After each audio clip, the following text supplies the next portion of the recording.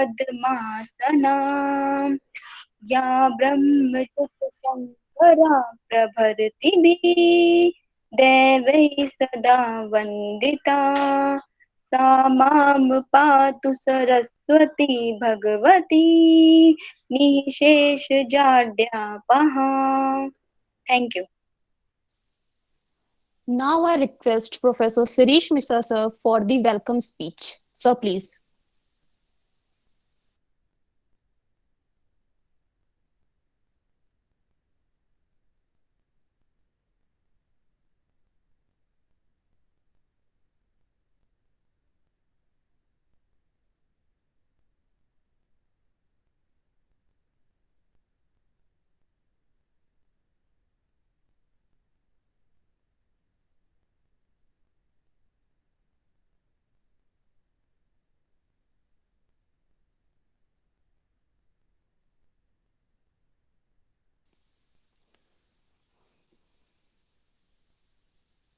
Sir is not there. Now I would like to call upon my batchmate, Mr. Surjit, for the introduction of our keynote speaker, Professor Pradipta Banerjee.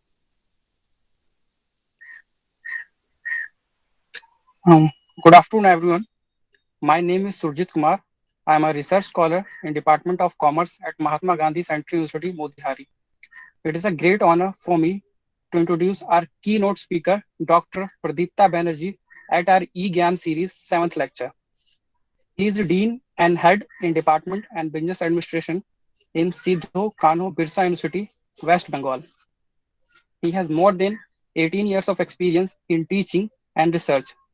His major research interest areas include financial institutions and market, corporate finance, corporate performance analysis, corporate social responsibility, financial inclusion, emerging issues in accounting and finance, and sustainable development. Sir has having 62 publications in international and national journals. Sir has edited 13 international and national level books.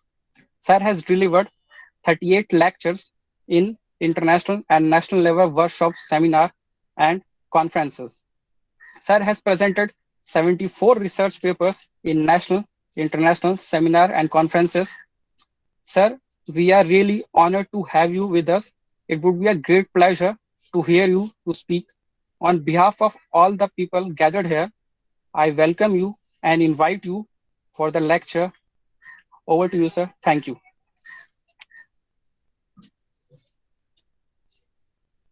Sir, your mic is off. Sure. Thank you so much, Surjit Kumar, for introducing me with your very cordial and kind words. With the learned participants of this E-Gyan lecture series, which has been organized by this Department of Commerce of Mahatma Gandhi Central University, Motihari. But you have said much more on what I truly deserve. I think I'm audible to all of you. Yes. And I, at the same time, do believe that I'm not the right person to be introduced in such a way. Still, being a human being, we always like to hear good words of appreciation from others. And for that, once again, my sincere thanks to the research scholar Surjit Kumar. Now, before saying something, let me first pray to the Almighty to bless us all to stay safe as well as with our good health, and also to come out from this extremely difficult period of time during which we are all passing through, or you can say mankind is passing through, irrespective of our place of staying or country of residence or our socio-economic stratification. So let's God bless us all to stay well. Today I am feeling very much delighted and at the same time very much privileged as well as honored to be associated with this department of Mahatma Gandhi Central University for the very first time. Though I was supposed to be here physically in the last year, but due to the outbreak of the pandemic at that time, that could not happen. And for that, I am very much happy today to be here for the first time.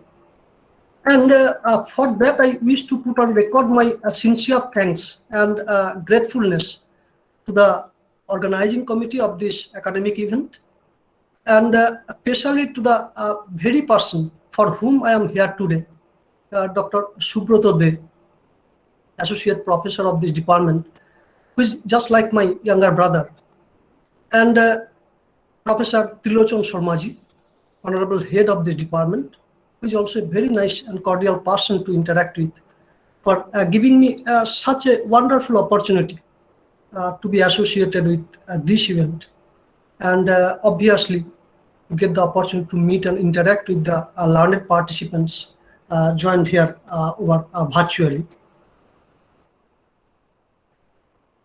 And I also wish to congratulate and convey my high sense of appreciation to the organizing team of this E-Gyan series for undertaking this type of continuous event during this difficult period of time. In the flyer, I have seen that this is the 7th session in that series. So obviously it involves the efforts, the dedication of the team members on a very regular basis to make this happen, as well as to make it sustained successfully. Now, to start with formally, Honorable Vice Chancellor of Mahatma Gandhi Central University, who is the Chief Patron of this event, Professor Sanjeev Kumar Sharma, Honorable Pro Vice Chancellor Sir, and Patron of this event, Professor G. Gopal Reddy, Honorable Chairperson of this session, Professor Sudhir Kumar Sahu, Head Department of Management Science of this university, Honorable Convener of this event, Professor Trilochan Sharmaji, Head Department of Commerce, Honorable Dean of Faculty Council of Commerce and Management Science, Professor Pavnesh Kumar, respected co-conveners, Professor Shirish Mishra and Dr. Subrata Roy, organizing secretaries, Dr. Shivendra Singh, Dr. Ravish Chandra Bharma, and Mr. Abnesh Kumar, and all other faculty members of both the Department of Commerce as well as Department of Management Science, and also the esteemed speakers who graced the occasion earlier in the last 6 sessions, and all the learned and valued participants. A very good afternoon to all of you. And once again, wish you all that on the blessings of God, we stay safe and blessed during this tough time. Now coming into today's topic, let me share my screen first.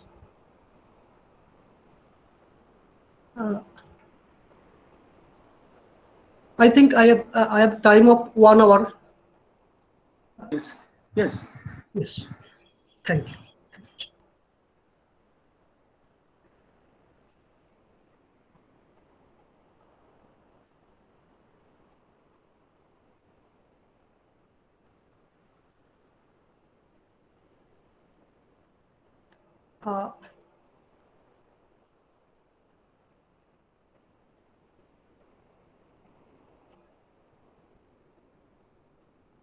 Is it visible, my screen? No. Till now not visible. Your screen is visible, sir. Google Meet screen is visible. Yeah. Google Meet screen is visible. Okay. Just a minute.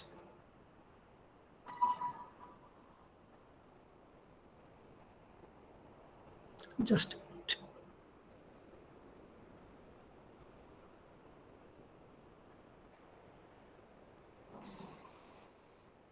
Yeah. I think it is visible now. Yes, sir. Sure. Okay. Now, my today's topic of discussion is behavioral finance and introspect. आइए research scholar साहब क्या हाल है? Yes, please. हाँ sir No, sir, continue sir. you continue, sir. Okay. So my today's topic is behavioral finance and introspect, in which I'd like to share with you some of the basic tenets, basic ideas behind behavioral finance. And obviously, I should not come into any mathematical models or any real life observations using some modern mathematical models, econometric models. Rather, I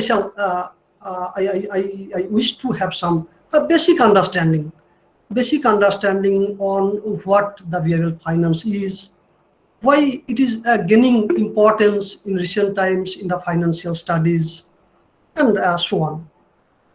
So to start with,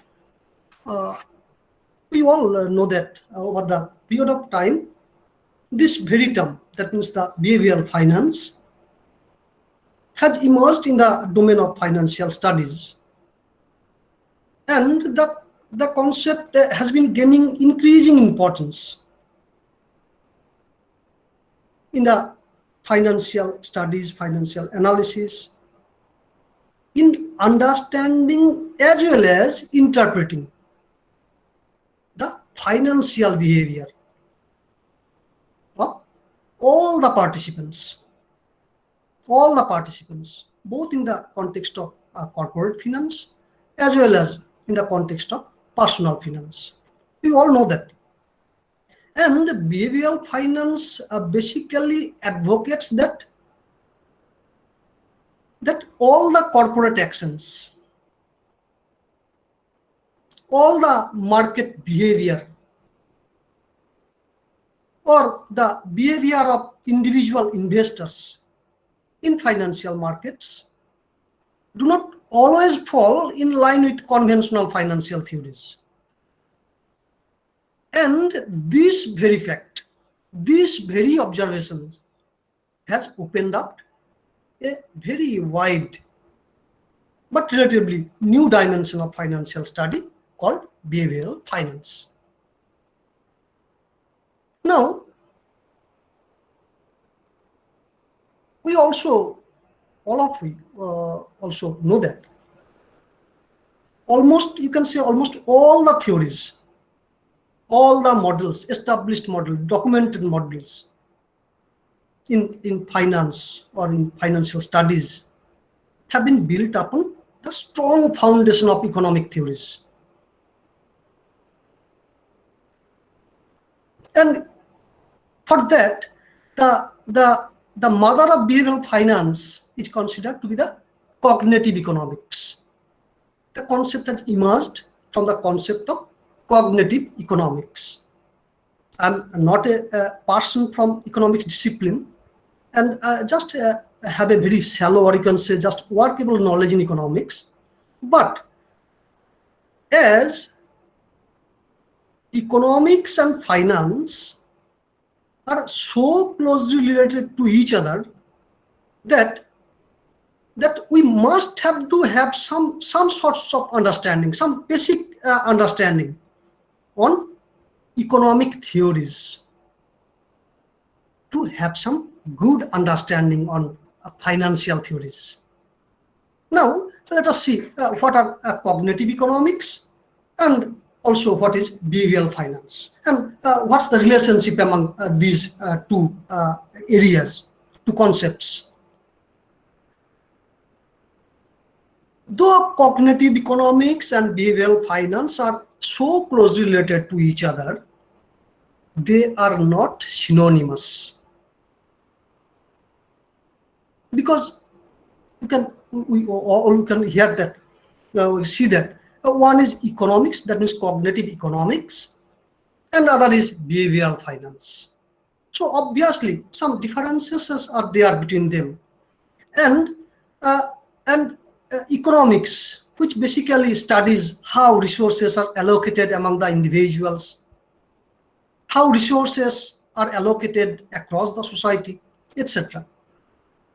And other is finance, which specifically focuses on investment, the value of financial instruments, trade in financial bourses, and related issues. But more fundamental distinction between the cognitive economics and behavioral finance lies in the words, or you can say terms. One is cognitive and other is behavioral, apart from economics and finance. These are the general difference. But the more fundamental difference lies,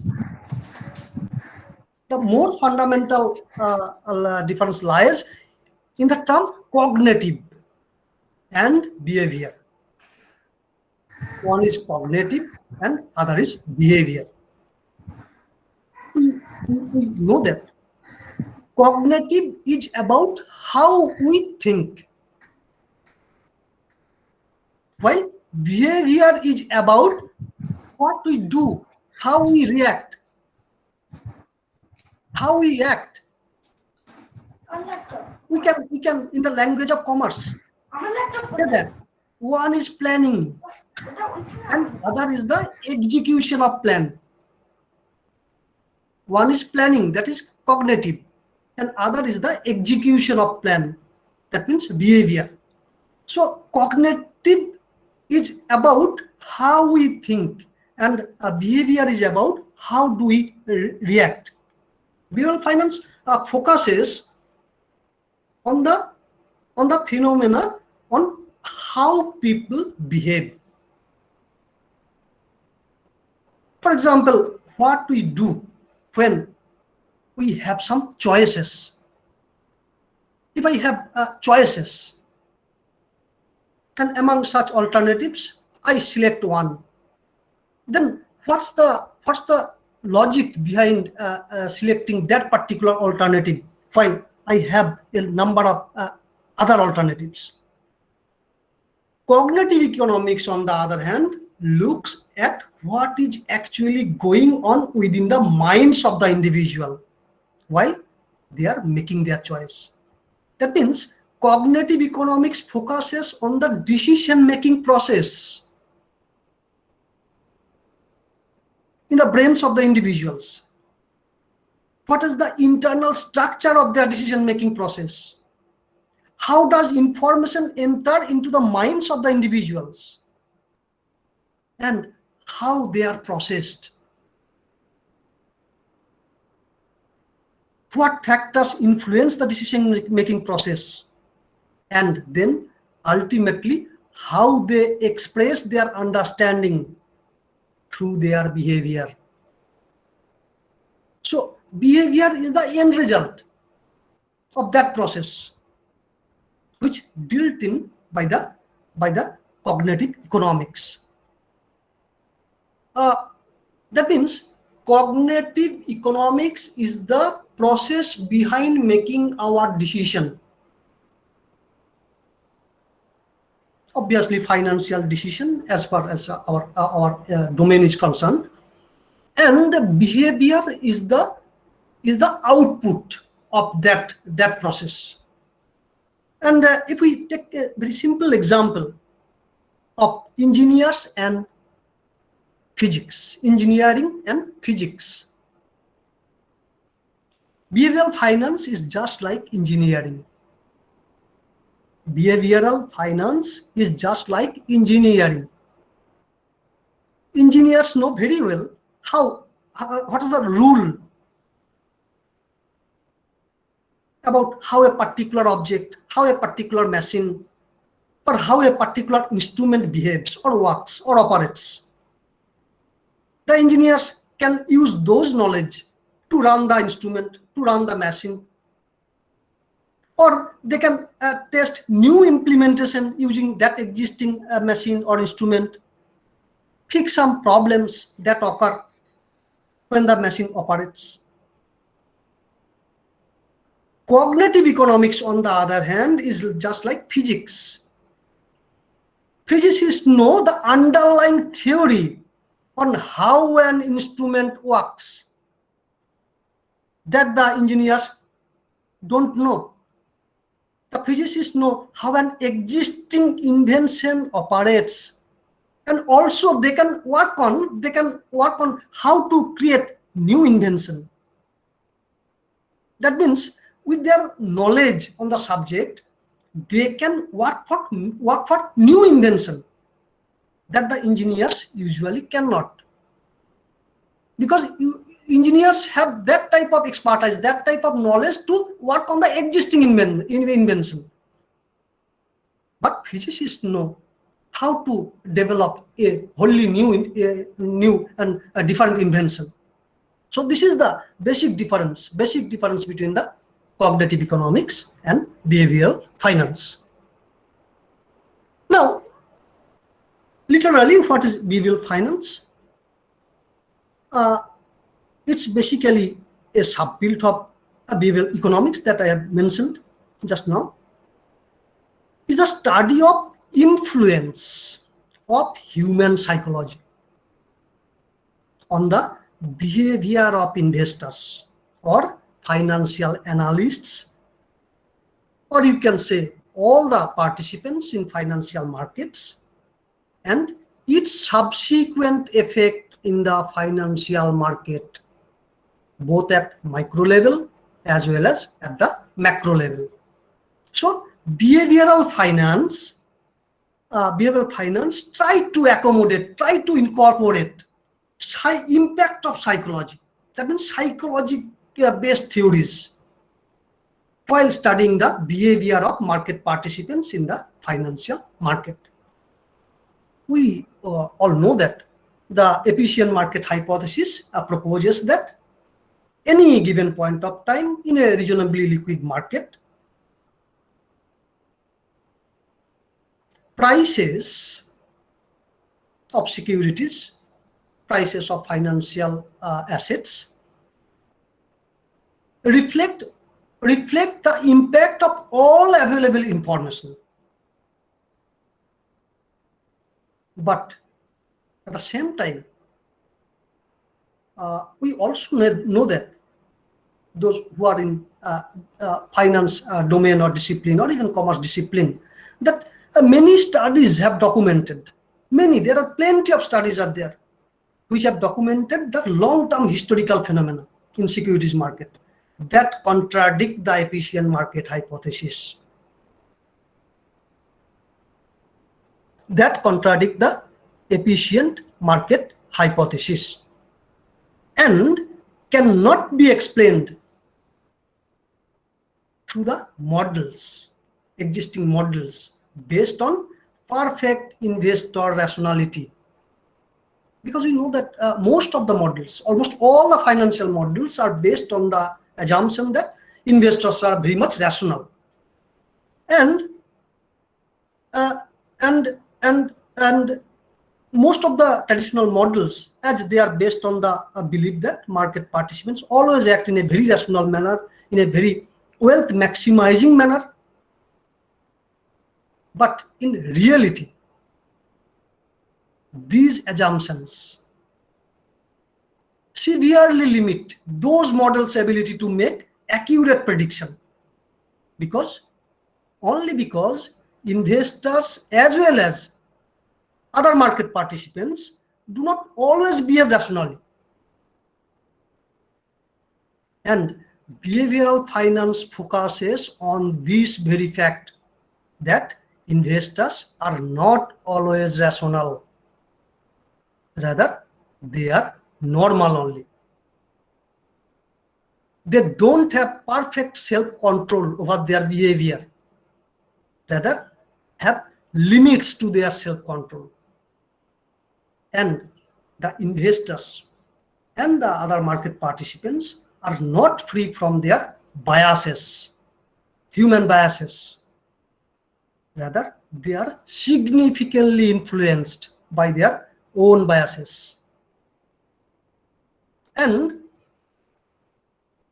by incorporating different psychology-based theories, behavioral finance tries to explain, tries to justify the observed stock market anomalies that we have been observing that have well documented in the literature of finance over the period of time.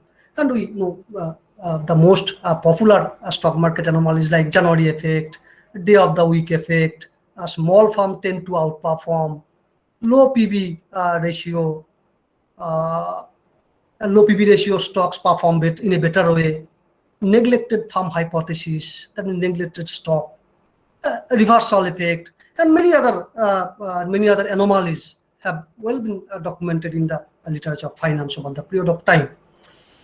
Now,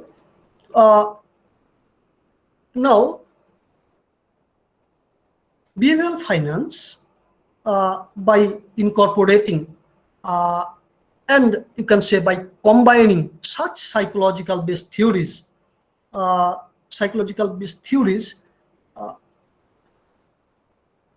with the traditional financial theories, tried to identify, tried to understand, tried to justify why people make certain financial choices in the absence of any explicit logic or reasoning behind such choices, which are based on investors' rationality, efficient market hypothesis, etc., etc. Now, this type of instances, that means when investors do not always behave rationally, and they are often subject to their different types of biases, has opened up this type of relatively new dimension of financial study in the name of behavioral finance. Just a minute.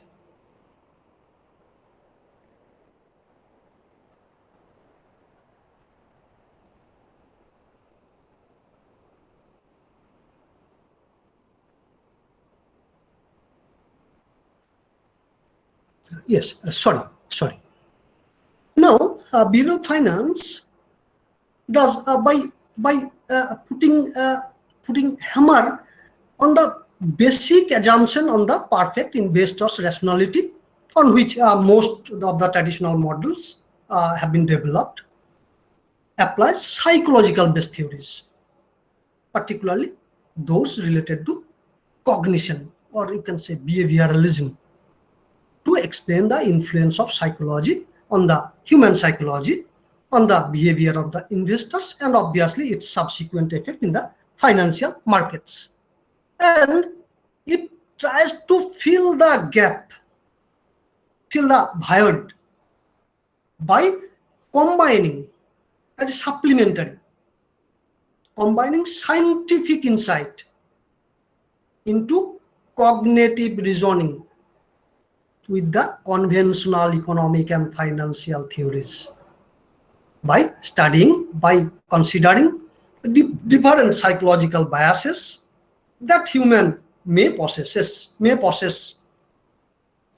and obviously for those type of biases, they often go for some irrational investment decision.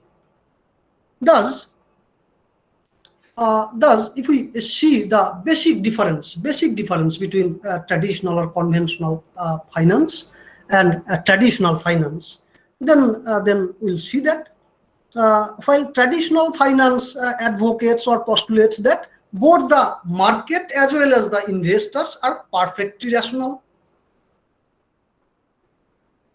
investors truly care about maximization of their wealth, investors have perfect self-control over their behavior,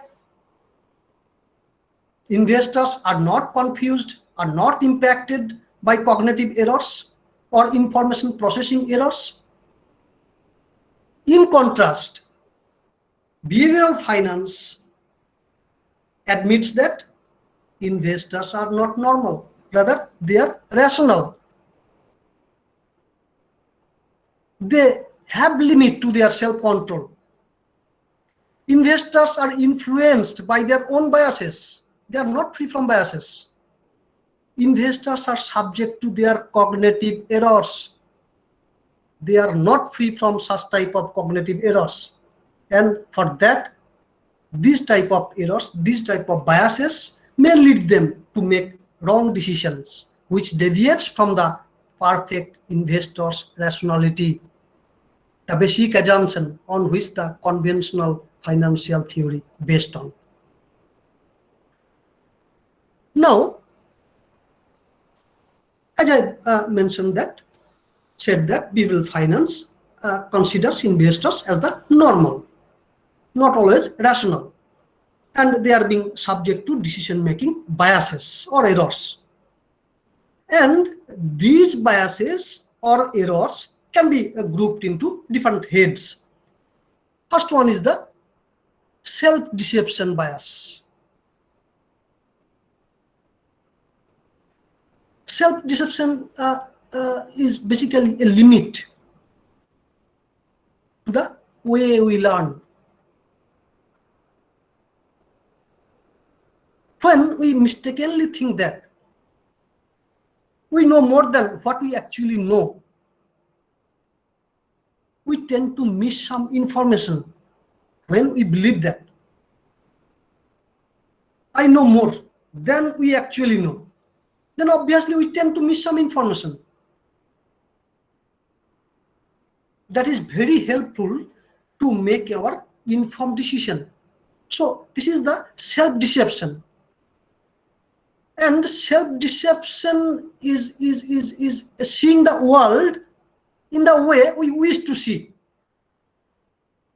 That means we customize our process of thinking, process of seeing, and we try to think the world, we like to see the world in the way we wish to see or think, rather the way it truly is. That means when people have a self-deception, they use their hopes, their desires, their liking, their needs, their ideology, their prejudices, their expectation, even their memories, their experience, and many other psychological elements to construct the way they see the world. Second one is the heuristics. And this is commonly cited cognitive shortcuts or rule of thumb that simplify the decision-making process. More importantly, under the conditions of uncertainty. That means this type of bias try to simplify the truly difficult decision-making process. They represent a process by substituting a difficult and complex task of decision-making with an easier one. This is the very well-documented quote of Kahneman, who is considered as the very renowned behavioral scientist. So this is the heuristic bias. And heuristic, basically the shortcut that human used to reduce, used to apply to reduce the task complexity in making their judgment, in making their choices. And the biases are the resulting gap between normative behavior and the heuristically determined behavior. Third one. Now, before that, I wish to mention that opposite of heuristic behavior is the deductive, which is basically backed by some strong logic, or you can say logical thinking, provable inferences, on the basis of which we are reaching some logically certain conclusion.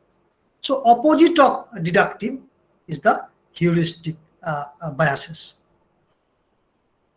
Next one is the emotion. We all know that from our own experience that that emotion, emotional behavior, or you can say emotion in behavioral finance means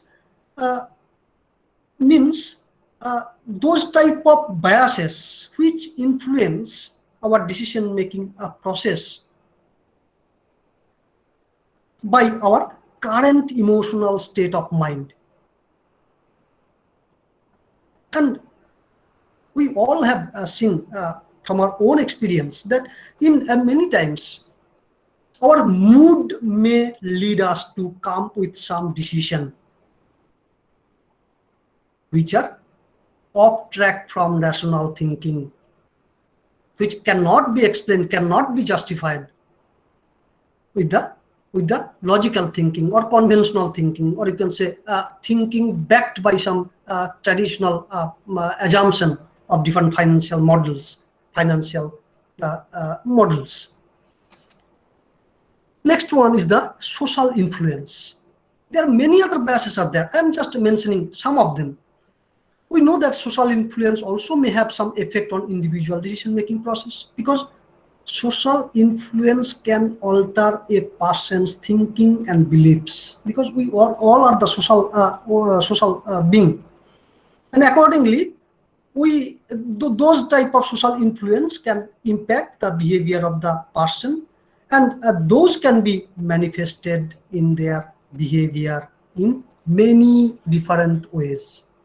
And many other these type of biases, errors are there, which we process in making our decision making. Now, under behavioral finance, many issues are considered to examine, to have an understanding, deep understanding on why people make their irrational investment decisions. What factors drive us such type of decision-making process? And under these broad categories, behavioral finance encompasses many concepts, many biases, but the most common behavioral biases that influence the investment decision in financial markets are mental accounting, hard behavior, anchoring, and high self-rating. Now, what is mental accounting? Mental accounting, nothing but propensity of the people to allocate money for specific purposes. This is the tendency of the people, common tendency, to designate money for a certain purpose. And they usually divide the whole money, total money, into some different groups. And they usually treat that differently, depending on what account it is in. So, money in a saving jar is treated differently than money meant for debt repayment, or money kept in bank account in the form of recurring deposit or fixed deposit, or like this. People tend to say that money in that saving jar cannot be used for this purpose because it has been kept to meet a family occasion which will happen after a year. And in the meantime, if they're needing some money, then he or she may even go to bank to take a loan, but usually don't wish to take the money from the saving jar, which will serve a particular purpose after 1 year or 2 years, like this. That means this is the tendency of the people to consider the same money, which are kept in different purposes or accounts. For example,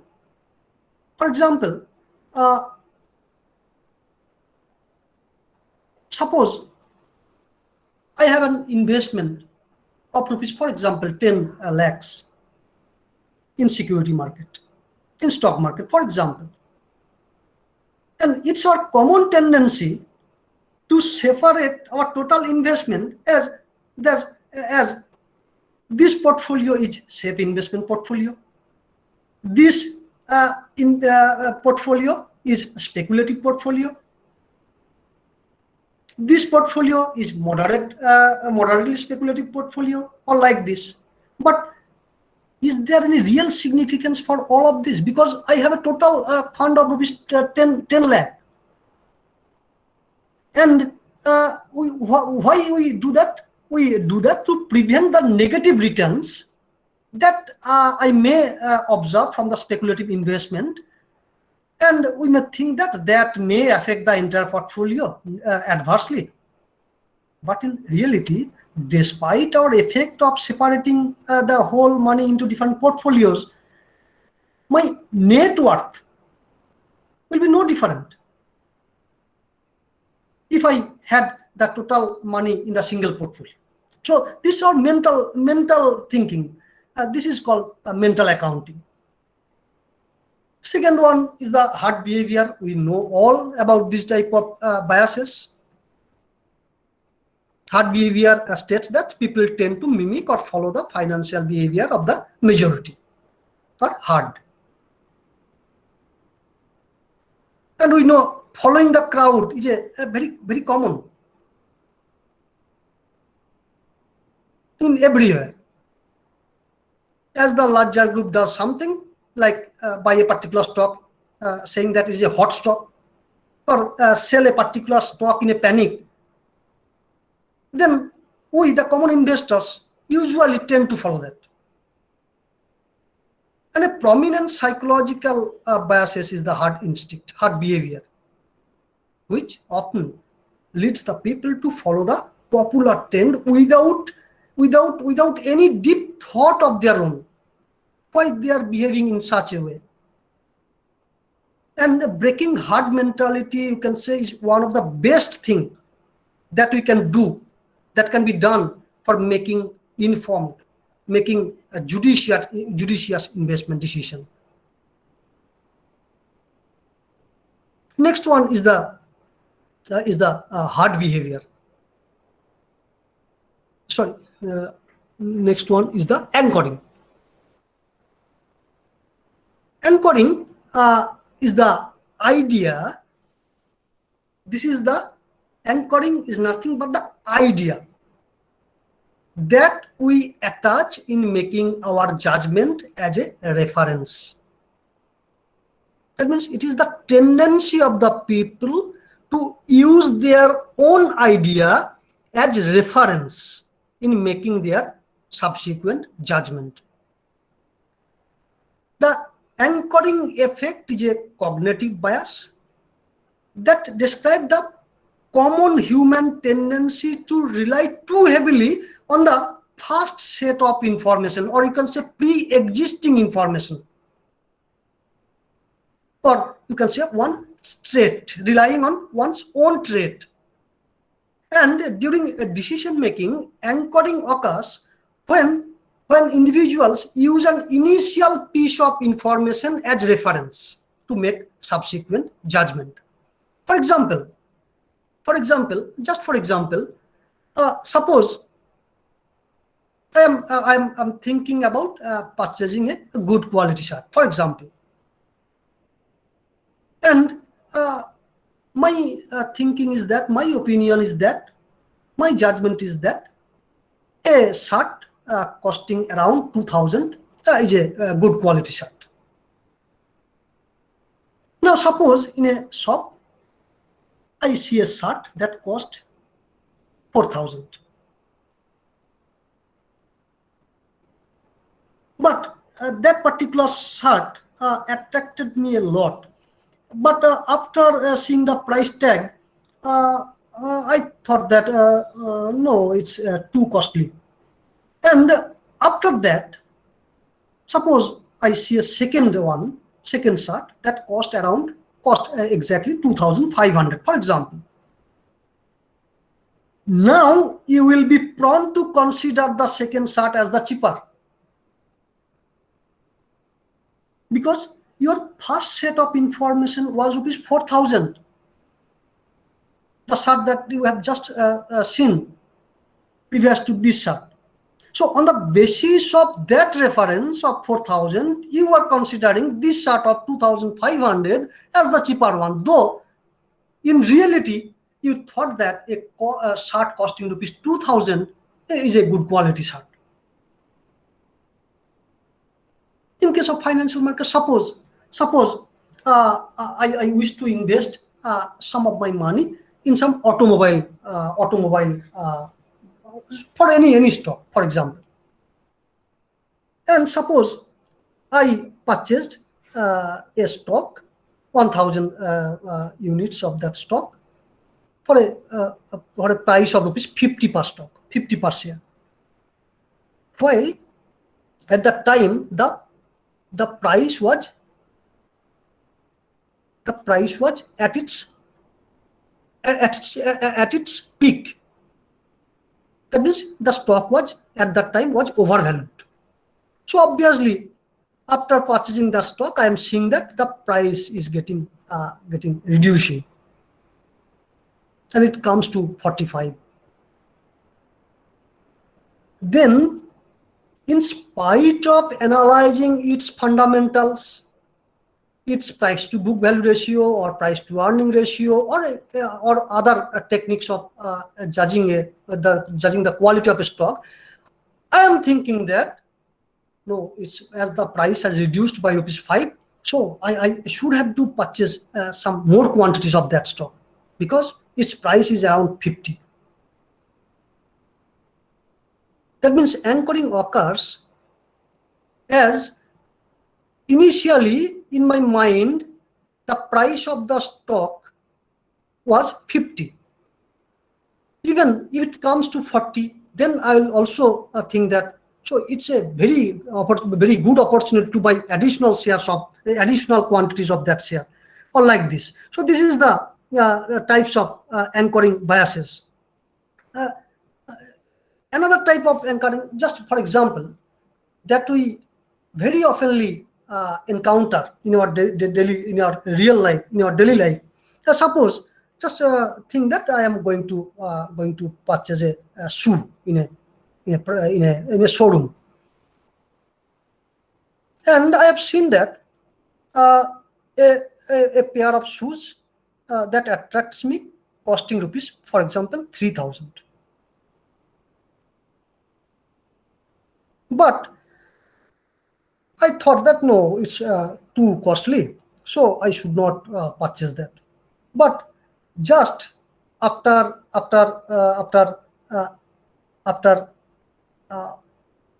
seeing the price tag, opposite side, I am seeing that a discount is being offered by the seller.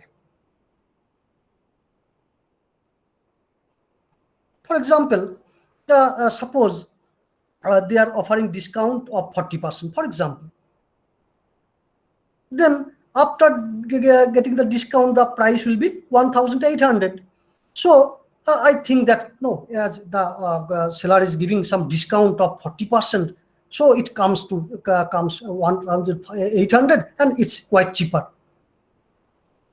But the discounted price of rupees 1,800 was maybe the actual price for the seller at which he intends to sell the product, and he purposefully inflated the price and then offered a discount to influence the customer to believe that they are getting something, they are getting a chance of bargaining in the form of discount.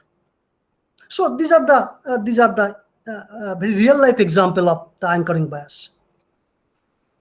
Next one is the high self-rating, and it is called self-attribution bias. And high self-rating refers to a person's tendency to think or rank himself or herself better than others. or higher than an average person. For example, an investor may think that he is an investment guru. He has a very expertise in making investment, in picking right stock in the financial market. Now, when his investment perform in a very good manner, very optimally, they will take the credit for that. But the same person will dismiss his contribution and blame the market or blame the economy or to the luck even when the investment perform poorly. Thus, the self-rating or attribution bias is a habit of attributing favorable outcome to expertise and unfavorable outcome to bad luck or something else, or you can say exogenous factor. And this type of human biases is also closely studied in behavioral finance. I think I'm going to consume my time, so I'm concluding within 5 minutes. Okay, sir. Okay. And also, I don't have much more slide. Now, at the last, I'd like to end my session just mentioning what's the importance, what's the necessary, why you will study the behavioral finance, or what particular purpose will be served if we have some understanding on the concept of behavioral finance. First one is understanding behavioral finance is of great importance to all the market participants in financial market, like investors, fund managers, financial analysts, regulatory authorities, retail investors, institutional investors, and all other market participants. Because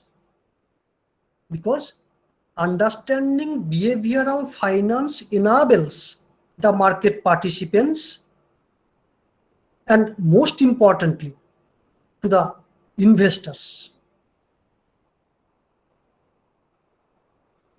the fund manager, wealth manager, financial analyst, to avoid emotion-driven speculation leading to losses in financial market, and also helps to devise an appropriate wealth management strategy, keeping in mind that individuals may also be irrational in making their investment decision, obviously due to the influence of different types of biases, different types of errors, different types of human psychology, those they possess with their own, and hence the market collectively may also behave in an irrational manner. Then, having an understanding on behavioral finance, it reminds us that both the behavior of the investors as well as collectively the market may be irrational at certain point of times. As we know, the behavioral finance is a very sharp contrast, just opposite to the efficient market theory, or not opposite, it sharply contradicts the notions of efficient capital market theory, which advocates, or you can say establish, the investors don't always behave rationally, and hence market can also be inefficient in reality in its price formation process at a particular point of time, or even during a particular point of time. Changes in price of financial assets may occur for reasons other than the fundamental factors. And here lies the role of behavioral finance. Behavioral finance empowers the investors and other market participants to understand the price movement of the financial assets, financial securities, without the role of any fundamental changes for the company or to the industry or to the economy under study or sector. Moreover, it not only helps them to capitalize the stock market fluctuations, but also helps them a lot to improve or refine their own decision-making process. Not only to understand or capitalize the stock market fluctuation, but also helps a lot significantly to improve their own decision-making process. And by advocating two approaches, behavioral finance basically advocates two approaches to decision-making process. One is reflexive, and other one is the reflective. Reflexive process follow one's own feeling, one's own inherent beliefs, thinking, judgment in making investment decision. And this is the most common, and you can say the default option in making investment decision. We are all possessing the reflexive process. That means we used to make our investment decision on the basis of our own feeling, own thinking, own emotions, own beliefs, own traits, while reflective is the approach based by logical and methodological thinking and requires deep thinking process in making investment decision. Now, the more investors rely on reflexive decision making, the more they are exposed to behavioral bias, like self-deception bias, heuristic simplification, excess emotion, high self-rating, that is overestimating one's own capability, anchoring, herding, etc., which ultimately lead them to make irrational investment decision in financial market. And having a good understanding on behavioral finance helps them to mitigate against such reflexive decision-making process and set up logical decision-making process in the minds of the market participants in financial market. Thus, behavioral finance helps us to be reflective than reflexive. Behavioral finance teaches us.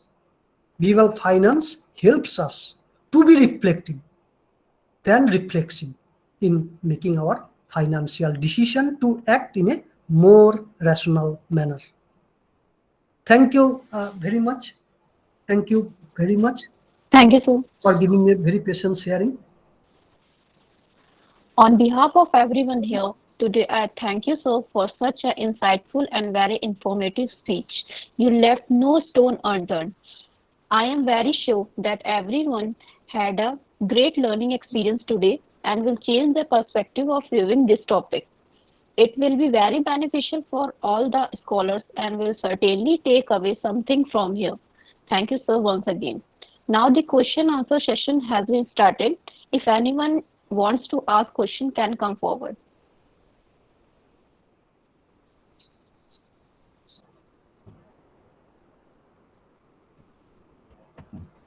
You can also put your question in the chat box if you like so. And all my peers, all my colleagues are there from Department of Commerce, Department of Management of this university. So whatever is coming into your mind, you may put your question to us, to the forum, to the platform, and we all can share our own views. No one of us know everything, so you may put your questions, put your queries, put your thinking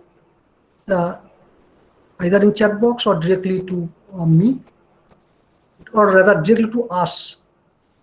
to have a very good discussion on that particular question.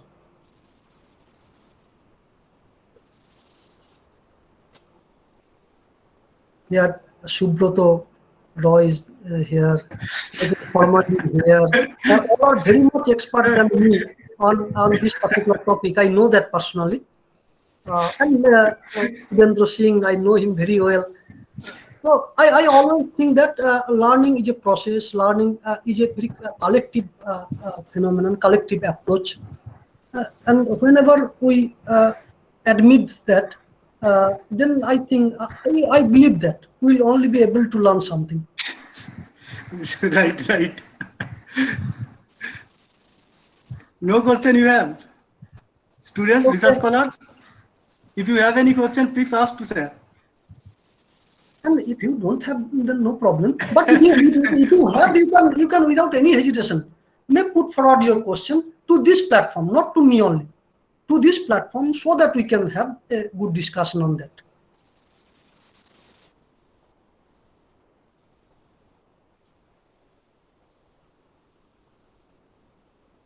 I think no question is there. Also, I had some talk with Ravish regarding this program.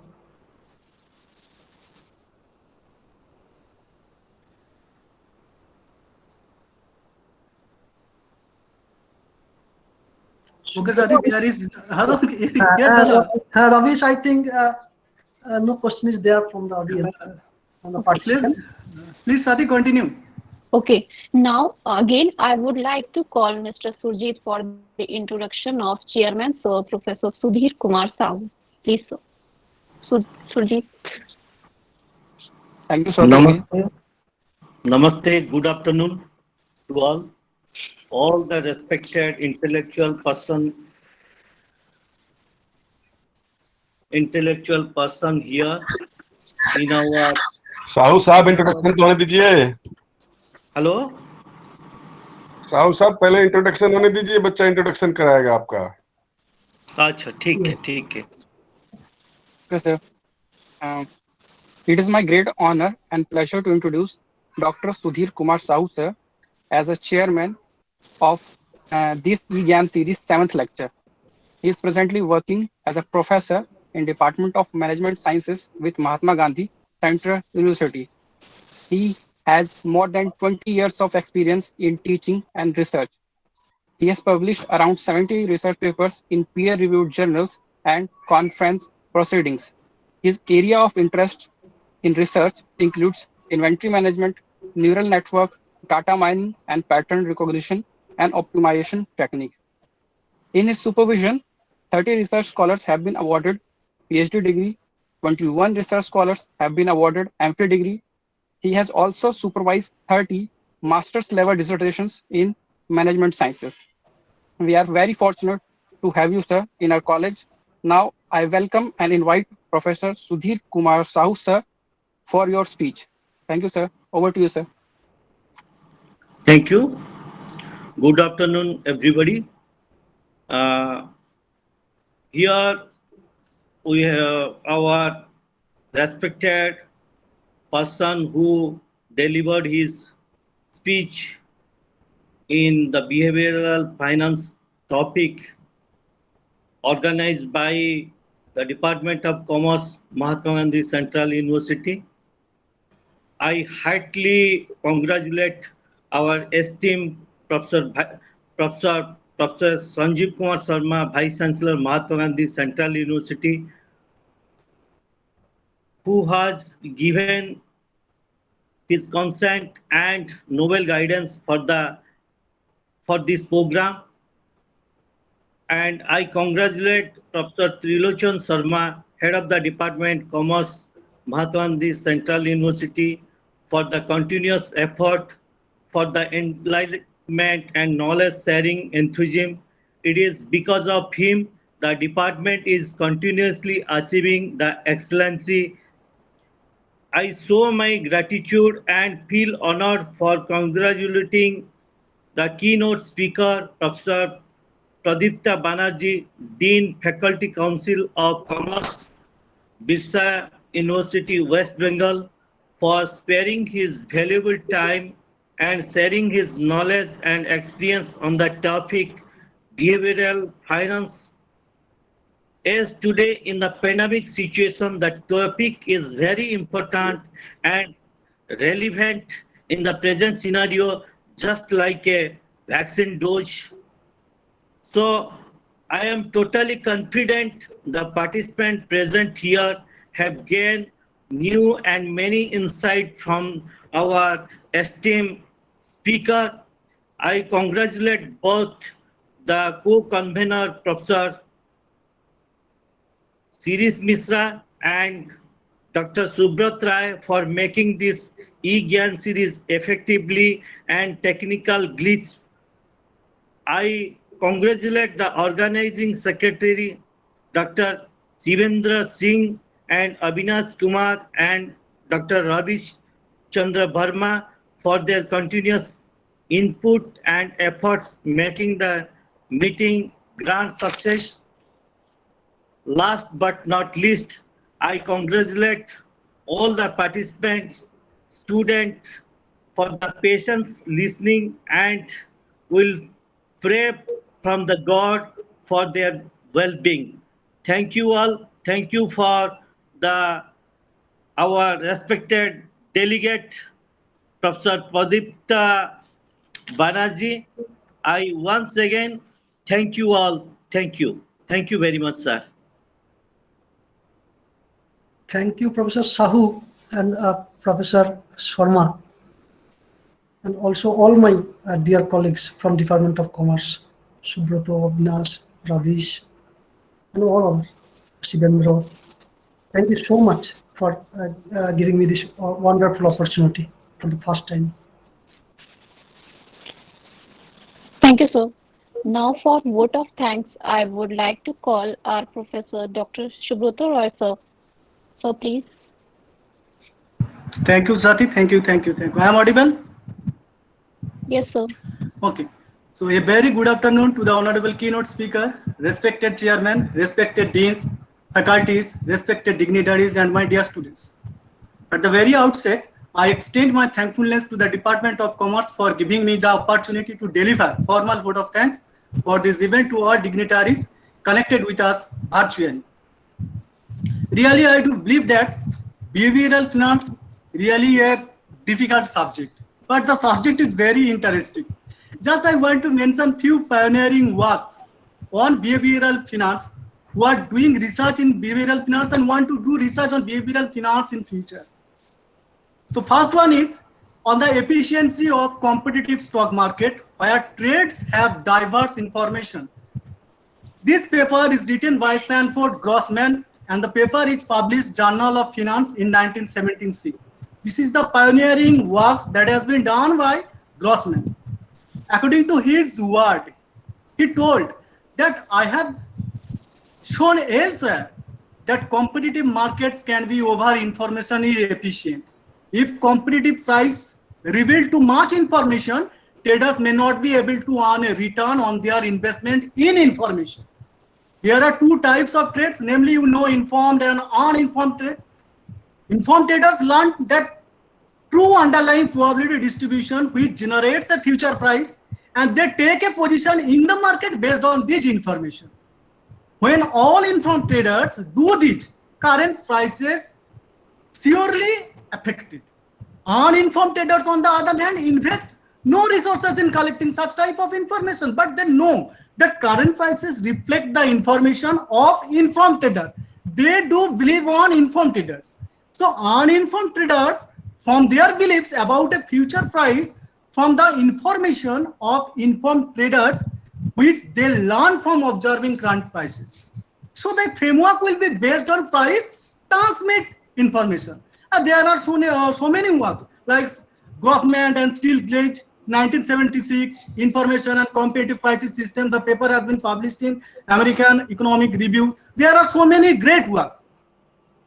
So Pradipta Banerjee, actually, he is my elder Dada Jaisa. Sir has discussed all the aspects of behavioral finance.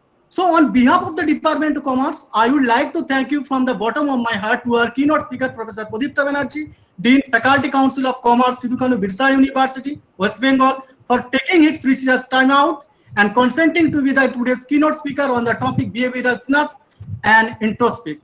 Sir, indeed, your words have inspired the students, researchers, and the participants a lot. Thank you very much, sir. I extend my thankfulness to our respected chairman, Professor Sudhir Kumar Sahu, Head Department of Management Science, Mahatma Gandhi Central University, who graced us with his long presence and guidance. Thank you, sir, for sharing with us your words of wisdom.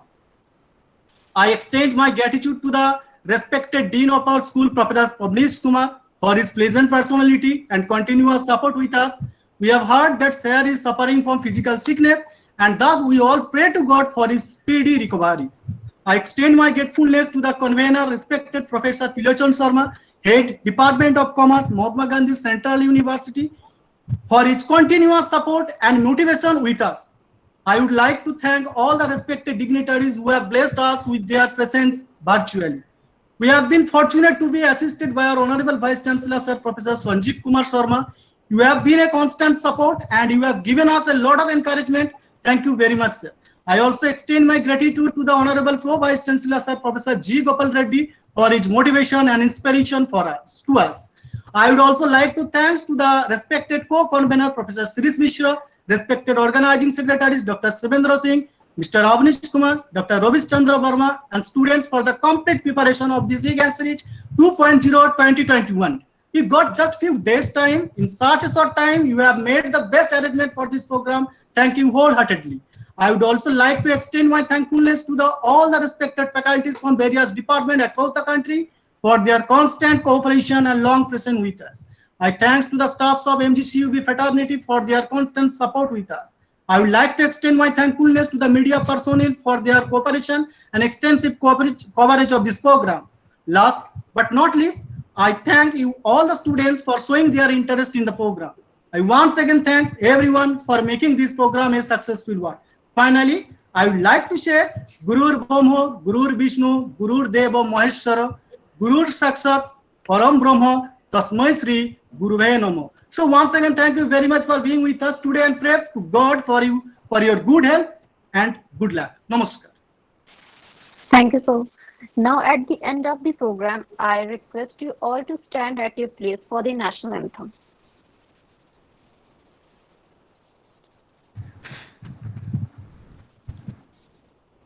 Now start. Janagaman Adinayak Jaya He Bharat Bhagya Vidhata Punjab Sindhu Gujarat Maratha Dalbanga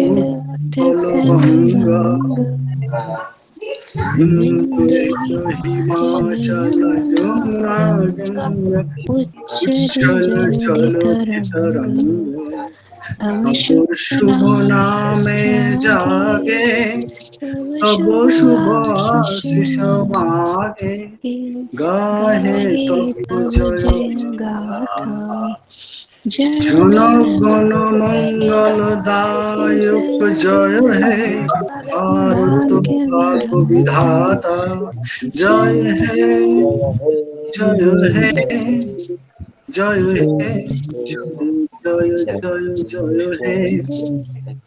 Thank you.